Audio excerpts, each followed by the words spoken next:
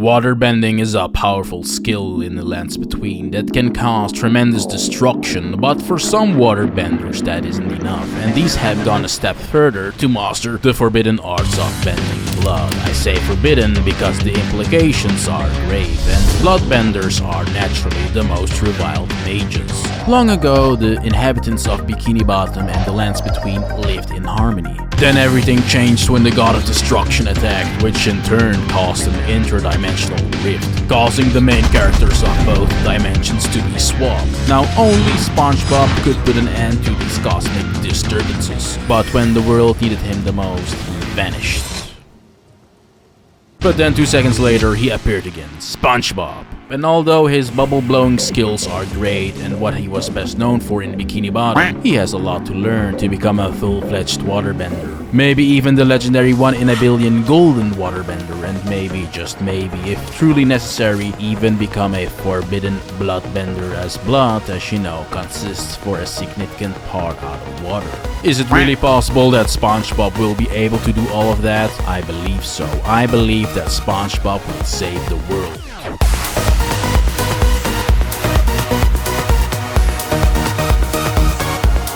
But how? Well, thematically, the choices here make sense. But does the game support it as well from a gameplay perspective? Yes.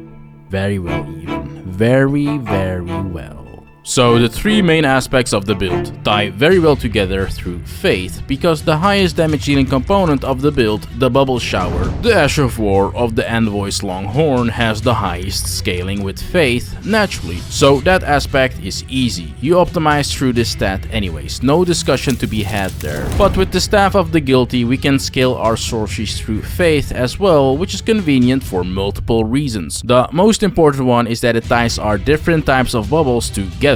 Or more broadly speaking, our faith-based Ash of War and our usually intelligence-based sorceries. I say usually because the Staff of the Guilty in this case makes us a faith-based build that casts sorceries. And another very important reason is that the Staff of the Guilty has that innate whopping 20% boost to Thorn sorceries specifically as a bonus already, which we use in this build primarily through the Briars of Punishment. And thus with the Staff of the Guilty, that means we also get the highest damage output for said Thorn sorceries with this staff specifically in a faith-based build. And thus in that sense we also use the option that optimizes the most for the bleed-related sorceries of the build, meaning that is 2 out of 3 aspects covered. Finally, we have our water sorceries. The water sorceries will scale properly too, because our faith is high with this build. We will have 60 faith at the very least, and with us unlocking buffs like Golden Vow and Hall of Shabriri that we wouldn't be able to use in an intelligence build where you normally would use these sorceries, we already get a 44%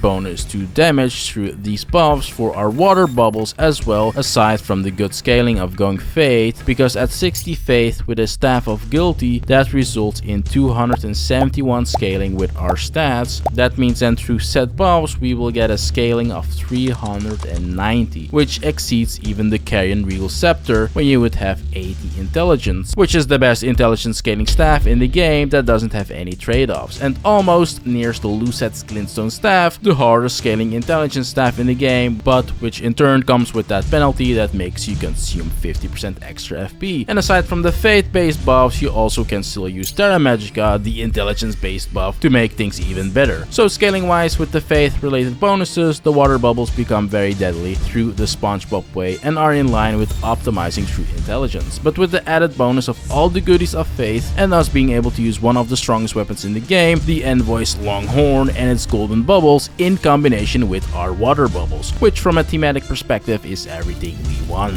Using both bubbles in conjunction is really fun, and thus it had to be done. With that, we have then covered all 3 aspects of the build and how the different components tie to each other, and how we use our staff to glue our usually intelligence-based sorceries with our faith-based weapon and Ash of War. And now you also see why in my mind this build made a lot of sense to make. Not just from a technical aspect either, but also also from a strategic perspective. If we visualize the battlefield from a top-down perspective, you will notice that the envoy's Longhorn can absolutely annihilate everything in a close to mid-range, while the bleed sorceries extend that reach to a mid to long reach and are in fact chainable while sticking on to your target, meaning you can get a lot of targeted damage through that quickly. And from the water sorceries, the great oracular bubbles in particular can be stacked and linger for around 10 seconds after reaching their final destination, meaning you can set up amazing outwards pressure and set up a preemptive tactical nuke of up to 4 bubbles or so, as casting the bubble takes around 2.5 seconds before your enemy starts to engage in combat or gets near you. Are you still following me? Don't worry, everything I just said will become very clear when we get to all the juicy fights where we completely destroy every boss. Just a quick question, are you hyped for the DLC? Yes? Then make sure to subscribe to my channel right now. Also give the video a like while you're at it. And finally, if you want written guides of my builds like this one, check out my Patreon. Or if you just want to support the channel. I won't use the money for hookers and cocaine, don't worry. Also, keep in mind that the envoy's Longhorn gets already 80% of all its damage that it can get with 99 faith, at only half of that at 50 faith through how soft caps work for non-physical damage in Elden Ring. But we're going to get 60 faith, squeezing out some more damage, because on the other hand, our staff has a major soft cap at level 60. Okay, enough yapping. Spongebob is strong at every part of the game, is what I'm trying to say. How? Let's start with the start. The first main destination that you want to get to after entering the world of Elden Ring is the Shifra River. The Shifra River is not an early game zone at all, even though you can access it in Elden Ring's starting area, Limgrave. So that can only mean one thing. We're going to go balls deep inside of this area, no protection, as this place holds both of our water sorceries. First one being the Oracle Bubbles, that can be obtained pretty much near the entrance of this area, easy. The other of the 2 water sorceries, the Great Ocular Bubble, can be obtained after venturing deeper inside this area. We're talking Worshipper's Woods, Site of Grace deep. Ignore everything obviously till you get here, and after that you want to take the nearby teleporter on the collapsed pillar, which will teleport you close to a room full with claymen ready to do unpleasant stuff to you. You have to just ignore them though, and brute force kill the scarab tier with any weapon of your choice. I'm using the Morningstar here, as we will be using it in a second as well. Doing so will net you the Great Ocular Bubble. An absolutely amazing and absolutely underrated spell in Elden Ring. Spongebob is, as you know, a professional bubble blower, and as such, after making its way to the world of Elden Ring, he had to continue going forward with this hobby. He blew many bubbles, many bubbles, small bubbles, big bubbles, and to blow his bubbles, he used a meteorite staff. A staff that comes with S tier scaling right away without having to upgrade it. Perfect, as it means it would result in nice damage right away in his adventure. This staff can be very easily obtained as well early on. Spongebob quickly realized, however, that like in Bikini Bottom, none of his bubble creations would last forever, due to the fact that all bubbles pop eventually. But he made sure that as long as his bubbles would linger in the air, they would be the best bubbles they can possibly be. Following his new mantra, Spongebob then progressed quickly to pick up his other main hobby as well, jellyfishing. The jellyfishes of the lands between were a bit bigger than those in Bikini Bottom, but thankfully Spongebob isn't afraid of a little bit of challenge, even if these jellyfishes would get angry and sting him all over his body. In Bikini Bottom, he would rarely get stung, so naturally his skill transferred over to here and he managed to catch many jellyfishes. Spongebob is a natural talent. He made one of the caught jellyfishes his personal shield, which he would use in the other hand to supplement his tool for blowing bubbles. Not just defensively, as in this case it would be rather offensively, as angering this caught jellyfish would allow its fury to flow through Spongebob, making him stronger. With the jellyfish shield, the staff, and bubbles, it was time to get some nice starting bonuses as well in addition to those items. First of all, by killing Grail with the Morning Star and a golden pickled foul foot. As you know, an event that many fighters in the lands between have engaged in to get stronger quickly. The levels of the Grail runes were spent as following then, and when you look at the staff stats, your first thought might be, has this guy lost it? It might seem confusing initially, I admit that. But this stat distribution will start to make sense as the video progresses, trust me. But in its core, this stat distribution makes you meet all the requirements to cast the bubbles immediately, which have both an intelligence and an arcane requirement. The Radican Sword Shield in the adjacent building was picked up too, to get some nice additional levels quickly too. After then getting this buff to its power, Spongebob went on to the Academy Crystal Cave and defeated the Crystallians. Initially, this battle might be perceived as a hard battle, but none of that really for Spongebob, as casting the small bubbles means their crystallized armor can be plucked off very quickly. And with the big bubbles, you can do serious damage to these Crystallians as well with each cast, and after killing both of them, you can now reach the reward that is in the tower at the end of this cave. You get Terra Magica right here, which is another tool to buff the damage of our bubbles. And as Spongebob was in the process of making himself stronger, he also made a Flask of Wondrous Physic with the Intelligence and Faith Not Crystal Tiers for the early parts of his adventure. With the Faith Not Crystal Tier and our initial Grail Rune investment, we can then get Golden Vow quickly, which is an easy open world pickup, and actually use that now too. In battle then, Spongebob would use its Flask, first of all, into the Golden Vow buff, into angering its jellyfish, into finally casting Terra Magica. A fun fact is that Terra Magica can be cast prior to any fight, as the Academy sigil drawn upon the ground can in fact go through the Fog Gate. So, Spongebob is an intelligent fighter and knew this, saving him time in battle that can now be used to cast bubbles instead of the Terra Magica spell. Accordingly, Spongebob made very quick work of Margit, very quick. Staying close to the Fog Gate meant he profited from Terra Magica, and accordingly he casted his beautiful big boy bubbles. And quickly the realization came that these bubbles are absolute nuclear units, as you can see from the damage score, with, by the way, just a few easy to obtain things that Spongebob picked up earlier in this video. The power of the bubbles was too much for Margit, and accordingly Margit was quickly dealt with. After Margit, Gillica was next, as killing Margit meant we would obtain a second talisman slot. The bubbles yet again completely annihilated Gillica within seconds, doing a similar setup here where we stuck close to the Fog Gate with Terra Magica and our other buffs to blow multiple enormous bubbles in succession. It only requires us 3 bubbles, as you can see, to make sure Gillica would never see daylight again. Killing Gillica then means we can pick up the Ritual Sword Talisman behind her, which gives us another nice bonus to our damage, which we will profit from a lot, as us casting from a distance all the time means we don't get quickly hit.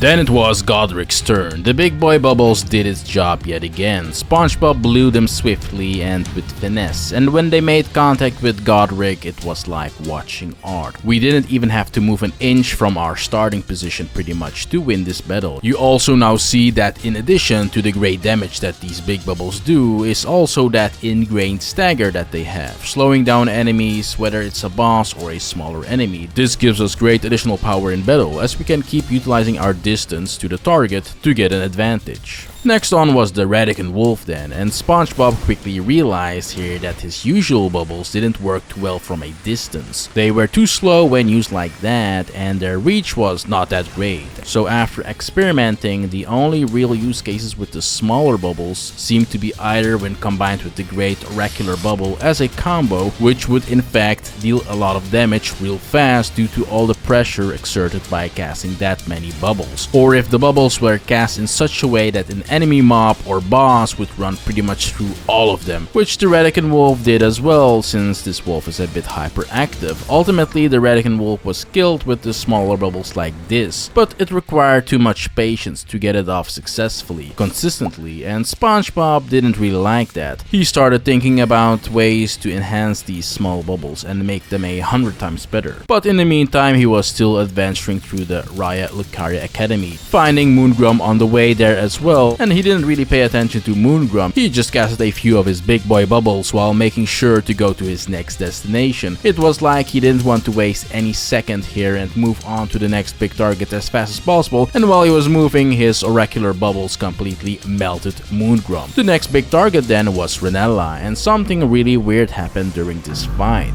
Was this the first instance where Spongebob started experimenting with using blood bending as a way to quickly deal with enemies he couldn't kill quickly through his water bubbles? Remember, Spongebob has no patience whatsoever, and even Renella was shocked and stopped fighting altogether while spectating Spongebob doing inexplainable things. What is happening here? Using the technique tied to perhaps blood bending, Spongebob made quick work of Renella during phase 1, real quick, and in phase 2 he instantly moved to Renella to use the same technique that made Renella gasp and shocked initially. It's been a long time since the Academy saw someone engage in something so vile, so naturally Renella didn't know what to do, but the technique took a huge chunk of her HP right away. Then Spongebob kinda started liking the practice of weaponizing his bloodstreams to quickly evaporate what he's fighting, a little bit too much maybe, and Renella was subsequently dealt with quickly.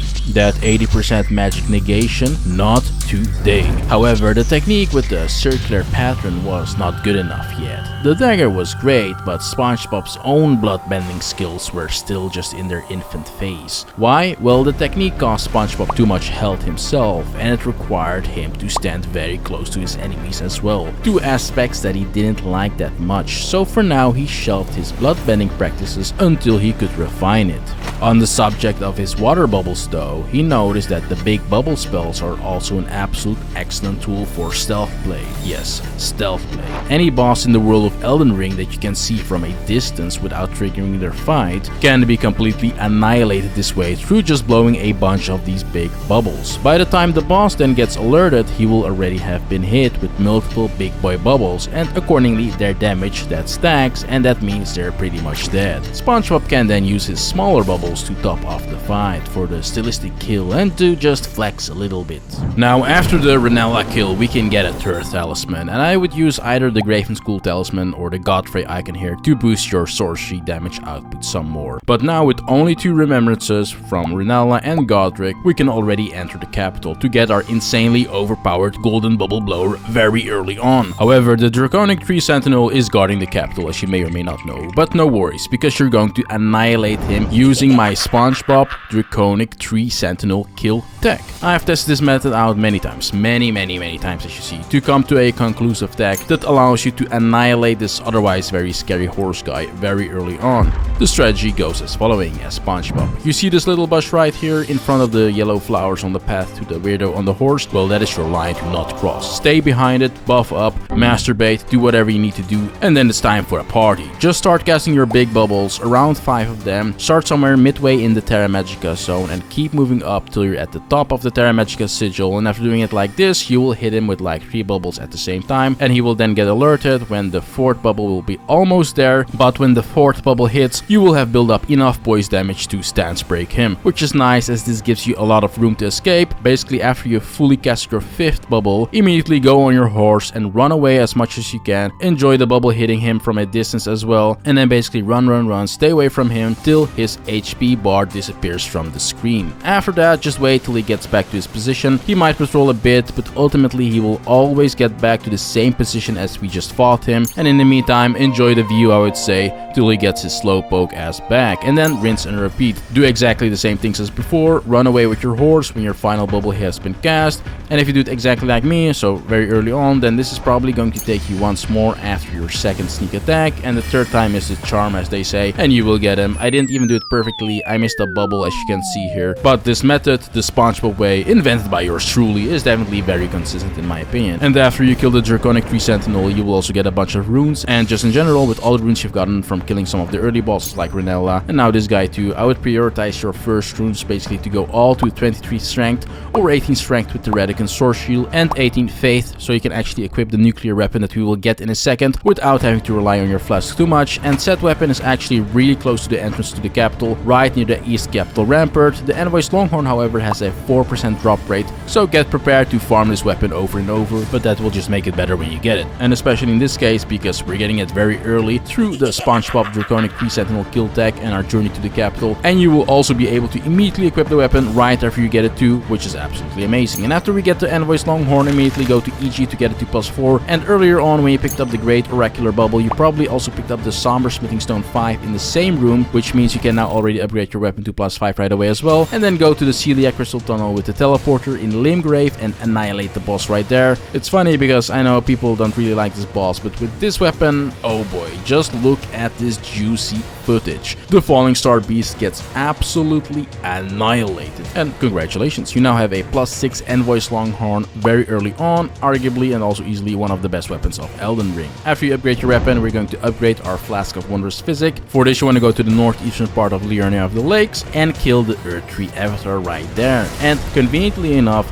this guy will drop both a Magic Shrouding Cracktear and a Holy Shrouding Cracktear. And let it just be that those two Cracktears enhance both aspects of our build very well. So after killing the Earth Tree Avatar, put both Crystal Tears in your flask, and you now have a very powerful flask for the remainder of your playthrough. And what does our new build then look like in combat? Well, look at this dragon, Grail, completely getting obliterated with this weapon. It hits fireworks really, and you get a easy 90k runes early on like that too. Radon, you will relegate him to a random mob basically with this weapon because the damage is disgusting. Disgusting! Probably the easiest Radon kill you will ever have in your life. So many bubbles, it's not even funny. And it's not just absolutely ridiculous damage, no, it is also all those staggers and that juicy poise damage, which then stance breaks him very easily, making him just skip phase 2 completely as well, and granting you a very clean kill without any interferences really from his side. Was the journey to the capital worth it? I ask you, yes, yes, yes. But why are the golden bubbles so much stronger than the blue bubbles? Well, glad you asked. See, Spongebob understood to really make his bubbles go to the next level, he had to use a special ingredient in the bubble creation process. He used grafts of his skin, inspired by observing Godric the Grafted during his fight with him. That's why the bubbles are now the color they are, and the absolute machine that he blows all these bubbles out do so with such force that when the bubbles hit the target, there is no chance for them. It's game over. Now don't get me wrong, the big boy blue water bubbles get better and better as you progress as well. They are good in the ways that you have already seen, but even if you use them in close range combat, they're really good because of their amazing tracking. And of course, you can still use them from a range too if you just run away and cast them from a distance too, and consistently kill off any boss like that. Make sure to not forget to grab the Staff of the Guilty when you start progressing towards the Altus Plateau, Hall of Shibriri, and upgrading your Envoy's Longhorn in the capital. If you want to upgrade Staff of the Guilty really early on, since it's just an open world mob drop, then that is also possible of course. And Morgoth is a perfect example of how well the different aspects of the build synergize, where the great oracular bubbles mix so well with the bubble shower of the Envoy's Longhorn, because we use the distance we get to do so much damage through our water bubbles. Then when Morgoth is near us, we finish him off with our golden bubbles. Extremely fun, and Morgoth has no chance.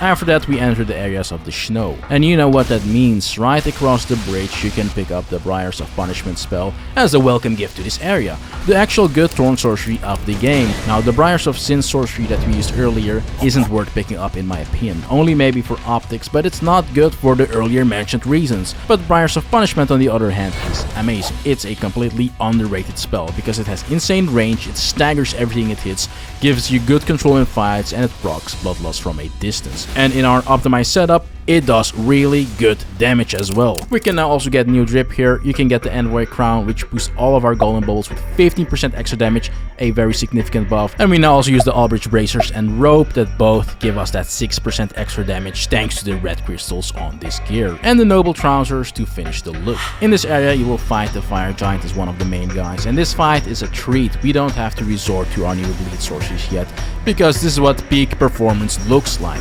The Envoy's Longhorn completely decimates this guy. It's one of the most fun fights of all time with this weapon. If you hate this guy, well, hello does the Envoy's Longhorn say to you. But it's not just giant things where the weapon shines so hard. No, the Envoy's Longhorn decimates everything. That's evident by now. But also AoE fights in particular. Fighting the Godskin duo can't possibly get any easier than with this weapon. Just make them path in such a way that they will stand next to each other and blow your...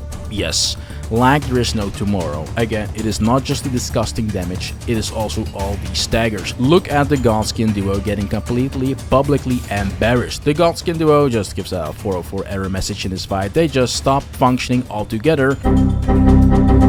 and here you have another easy peasy kill. Now I hear you, I want to test out the bleed sorceries. Well, let's get it, shall we? Moog is a perfect example of how to use all three aspects in conjunction. He starts at a distance, so you already know. Cast that great oracular bubble to get some initial damage. But Moog is also great to get some blood loss procs in from a distance. And with Briars of Punishment, it goes quickly, real quick. Within just a few chainable casts, you've already made poor little Moog bleed out and do some very insane damage at the same time, because like I said before, every single cast does a lot of damage. And it only then gets better when you pull out the magnificent golden bubble blower. This is again another boss also that skips its phase 2 completely with this setup. But I hear you, what about that whopping 80% holy damage negation that bosses like Malekith have? Well, look at the footage. Cast a few great oracular bubbles when the fight starts. With his original form, the Beast Clergyman, you have already then almost killed this guy when he approaches you. Then you finish him off. When you get Malekith, then dodge his stuff, replenish a bit from the first part of the fight, if necessary get some FP, and then the glory truly begins yet again. Shower this guy with your golden bubbles like there's no tomorrow, and all that scary negation, well, it just simply doesn't matter with the insane pressure that this Ash of War exerts. You stance break him anyway, and the damage is still ridiculous with 80% of all your damage getting negated. And then, due to the amazing tracking of the Ash of War, it also just blows Malekith from the sky as well. Why not? 80% negation, it should read 100% negation to this nonsensical 80% negation instead. Back to bleeding our enemies. Gideon is another perfect example where the Thorn Sorceries and Briars of Punishment really shine. You can make him just bleed out completely, obliterate him from a huge distance, he gets staggered by every hit literally. But no, let's not rush this fight. Let him drink his potion. This poor guy doesn't know what to do anymore. Play a little bit more with our cute Gideon before you annihilate him. No mercy for all the annoying spells that this guy casts. The first Elden Lords is then next up. We're going to combo here everything yet again. Starting with the bubbles, again into casting some Briars of Punishment. Now Godfrey has quite a high bleed threshold, so we're just mostly going to use our bleed sorcery here for the quick stackable damage. And doing it that way means we still pack a punch. We don't even need the blood loss, it's just a nice extra. And then we can also make him transition to phase 2 quite fast like this. Basically by the time that he will near us, we have already chipped away so much damage that it's just a few more attacks to make the fight transition over to Horalu. With Horalu, you pretty much teleport to melee range then, so the easiest thing here is to use the final part of our build and use the long Envoy's Horn to finish him off. With scripted attacks, it's actually also very easy to get all this damage in. Just make sure to not let him touch you and it will be a quick, easy, swift kill. You know, using the bubble blower is just too much fun. Spongebob wants to do some big numbers again, so Placidusix it is. The bubbles trivialize Placidusix to such a rate that it just feels like cheating. This is another boss where you can just skip the second part of his fight, because you do so much damage. And then of course we have stance broken him in the process of doing so much damage. Why not, right? Why not? Now before we head over to Radicon and the Elden Beast that both have 80% holy damage negation as well, maybe this time it will actually matter? Well, we'll see. We have to kill Melania. Melania is another boss where the Briars of Punishment does exceptionally well. Now here it becomes really apparent that the synergies between our sorceries and our weapon are really good. While the Envoy's Longhorn does extremely well versus pretty much everything that isn't a stickman, the Thorn Sorceries shine the most versus said stickman and woman. Everything that has a small hitbox can be completely trivialized with the bleed sorceries, as it attacks from below and in a targeted manner, and staggers them as well in the process of doing so, making the synergies between the different aspects extremely strong. Versus Melania in particular, if you don't chain the Briars of Punishments, you can kill her very easily in phase 1, bit like using Night Comet, because she can dodge them and because she doesn't really do anything, and then with proccing blood loss added into the mix as well, it goes really fast. It's a very easy phase 1 kill. In phase 2, Melania has multiple moves where she stays stationary for a while, like her initial flower bomb dive move thing where she lands and gives you time to build up damage and poise damage, as well as moves where she just jumps up and such. So using the Envoy's Longhorn is a very good shout here too, as you can blow your load right into her face, and stance breaking her in phase 2 gives you insane momentum, and you can rush out another flower dive bomb and just go in a cycle like that to blow bubbles at her, deal good damage, get the stance break and get the W.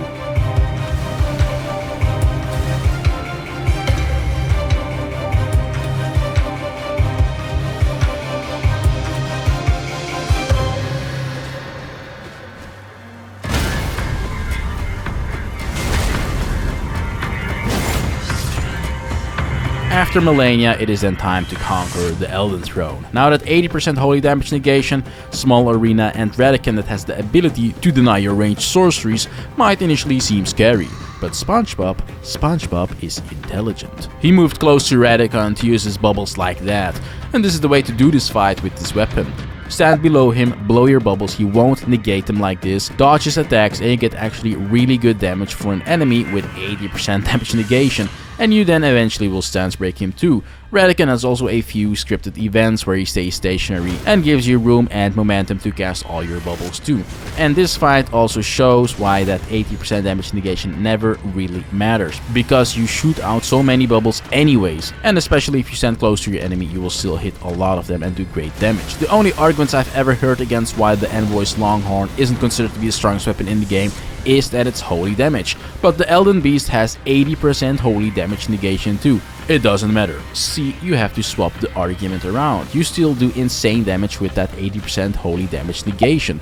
Look at the numbers versus the Elden Beast. Imagine if you were doing 100% pure damage here. That would mean like one cast with no buffs would already kill the Elden Beast, because my buffs at this point in time have already run out. So turning around your way of thinking, that even in the fights where a weapon like the Envoy's Longhorn is supposed to be weak, it is still absolutely broken. So what does that really mean? It means that the Envoy's Longhorn is easily on par with weapons like the Blasphemous Blade and the Darkmoon Greatsword, which are usually considered to be the two strongest weapons of the game, and even more so if you run it in this setup that I showed you today. So how do we ultimately finalize the build then? Well, for this build I never exceeded level 125, as it's still the lowest PvP meta level, giving us the most flexibility in that regard, and most of the very late game bosses were also fought at even lower levels, like around level 100 or so, which already indicates how powerful this SpongeBob playstyle is. Going over stats, it was then made with the thought of the Ash of War and spells based soft caps as mentioned before, so for a level 125 build I cap at 60 faith. We still have that 25 intelligence and 18 arcane investment for the great oracular bubble requirement, 23 strength for the Envoy's Longhorn requirement, which also gives us some extra power when we use our majestic bubble blower as a melee weapon, and then the rest is really just going to be all invested in vigor as much as possible, giving us 46 vigor for the sustain and some might. And as you see, even with investing in various stats, we still end up with a very great stat distribution at only level 125 as well, giving us everything we want. For a level 150 build then you can get even crazier and fully soft cap in vigor and get it to level 60, and then I would spend the final 11 points in faith just to squeeze out some more damage. Due to the various stat investments, the best starting class for this build and playstyle will in fact be the Wretch. As you can see on screen, our gear elements and our Flask of Wondrous Physics stay exactly the same as earlier described in the video, and ultimately for talismans you want to definitely get the Shard of Alexander for that very juicy 15% extra damage to our bubble shower, the Sacred Scorpion Charm for yet again amplifying our nuclear Envoy's Longhorn with another 12% since it boosts holy damage specifically. It comes however with a 10% extra damage taken penalty, but then we also get the Dragon Breath Great Shield Talisman here for that 20% physical damage reduction, which is really nice with this build, as first of all it will offset the Sacred Scorpion Charm's penalty, and even better, gives us great sustain as well with trading hits. For example, the defensive buff of this talisman then also stacks with the defensive buff gained with Golden Vow, so even more sustain there. And then the final talisman slot is going to be flexible in my opinion. The Ritual Sword Talisman is still a good option here if you're not going to use your blood sorceries for a certain fight, since we have so much distance to utilize. Otherwise, the best option here is going to be the Graven Mass Talisman, which will buff both of our blood and water sorceries with a nice 8% extra damage. Through the eyes of the strongest blood bubble bender of our time, Mr. Spongebob himself, you saw in this video how borderline broken it is to mix various sorceries and Ashes of Wars that might thematically have many similarities but can initially seemingly be tricky to mix together. The reality, however, is that powerful builds can be made even when looking beyond the scope of conventionality. The realms of possibilities are endless, but possibilities arise only when you want them to arise. The power is in your hands. And if SpongeBob could achieve what he wanted to achieve, even with all the odds seemingly against him, then you can do so too, no matter your situation, as long as you don't give up.